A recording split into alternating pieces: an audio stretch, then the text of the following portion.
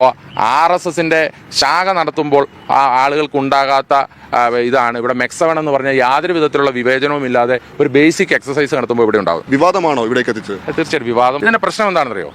നമ്മളൊരു ബോൾ എടുത്ത് ഫോർവേഡ് ഇട്ട് കൊടുത്തിട്ട് ഞാൻ ഇനി കളിക്കാനില്ല എന്ന് പറഞ്ഞതുപോലെയായി ശ്രീ പി മോഹന്റെ അവസ്ഥ. കാരണം അദ്ദേഹം ഇതെടുത്ത് RSSന്റെ കോർട്ടിലിട്ട് കൊടുത്തു.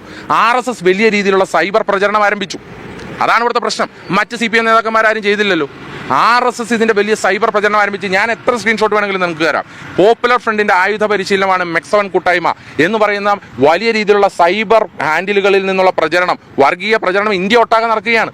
അങ്ങനെയാണ് ഇത് വിവാദമാകുന്നത്. അത് നിങ്ങൾ ചാനലുകളിൽ കാണിച്ചതിനപ്പുറമായി കേരളത്തിനപ്പുറത്തേക്ക് വലിയ രീതിയിലുള്ള ആയുധ പരിശീലനം പരസ്യമായി സ്ത്രീകൾ ഉൾപ്പെടെയുള്ളവർ നടത്തുന്നു എന്നുള്ള RSSന്റെ സൈബർ ഹാൻഡിലുകളുടെ പ്രചരണം നടക്കുകയാണ്. ആ പ്രചരണത്തിലേക്ക് ഈ ബോൾ ഇട്ട് കൊടുത്തിട്ട് ഞാൻ ഇനി കളിക്കാനില്ല എന്ന് പറഞ്ഞിട്ട് വല്ല കാര്യമുണ്ടോ? അപ്പം അങ്ങനെയാണെങ്കിൽ അദ്ദേഹം മാപ്പ് പറയണ്ടേ?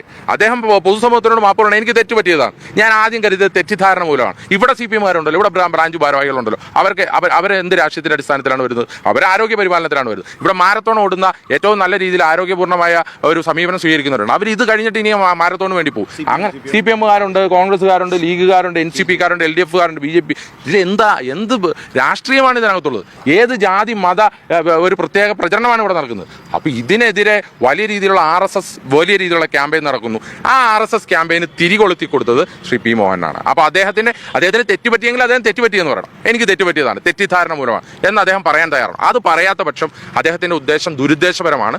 ആ ഉദ്ദേശം എന്ന് പറയുന്നത് RSSന്റെ ഉദ്ദേശമാണ്. ഈ മെക്സവനെതിരെയുള്ള ആരോപണം യൂത്ത് കോൺഗ്രസും രാഷ്ട്രീയമായി തന്നെ പ്രതിരോധിക്കും, ചെറുക്കും. അല്ല, തീർച്ചയായിട്ടും അതെയല്ലോ. ഇപ്പം നമ്മളിവിടെ വന്ന് പങ്കെടുക്കുന്നത് തന്നെ ഒരു പിന്തുണയും ആ വർഗീയ പ്രചരണങ്ങൾക്കെതിരെയുള്ള പ്രതിരോധത്തിന്റെ ഭാഗമാണ്. ഈ നാട്ടിൽ വർഗീയ പ്രചരണം നടത്തിയാൽ ഞങ്ങൾ പ്രതിരോധിക്കും. ആ പ്രതിരോധത്തിന് മതേതര കക്ഷികൾ എല്ലാവരും ഉണ്ടാകണം എന്നാണ് ഞങ്ങൾ ആഗ്രഹിക്കുന്നത്. CPM പോലുള്ള പ്രസ്ഥാനങ്ങൾ ആ പ്രതിരോധത്തിന്റെ മുൻപന്തിയിൽ നിൽക്കേണ്ട പ്രസ്ഥാനങ്ങളാണ്. കാരണം നമ്മൾ ഇന്ത്യ മുന്നണി തന്നെ രൂപീകരിക്കപ്പെട്ടത് വർഗീയ പ്രചരണങ്ങൾക്കെതിരെയുള്ള പ്രതിരോധത്തിന്റെ ഭാഗമായിട്ടാണ്. അപ്പോൾ ആ പ്രതിരോധം നമ്മൾ എല്ലാവരും ചേർന്ന് ഏറ്റെടുക്കേണ്ടതാണ്. അതുകൊണ്ടാണ് ഞങ്ങൾ ഇവിടെ വന്ന് പങ്കെടുക്കുന്നത്. നാളെ അടുത്ത ദിവസങ്ങളിൽ ശ്രീ AP അനിൽകുമാർ MLA ഉൾപ്പെടെയുള്ള ആളുകൾ പങ്കെടുക്കും. ഇത് വർഗീയ പ്രചരണത്തിനുള്ള പ്രതിരോധത്തിന്റെ ഭാഗം കൂടിയാണ് ഞങ്ങൾ ഈ വിഷയം ഏറ്റെടുത്തിരിക്കുന്നത്. ചെയ്തു നോക്കിയിട്ട് തുടരാൻ തന്നെയാണ് തീരുമാനം. എക്സസൈസിന്റെ അല്പം കുറവുണ്ടൊന്ന് ചെയ്തു നോക്കണം.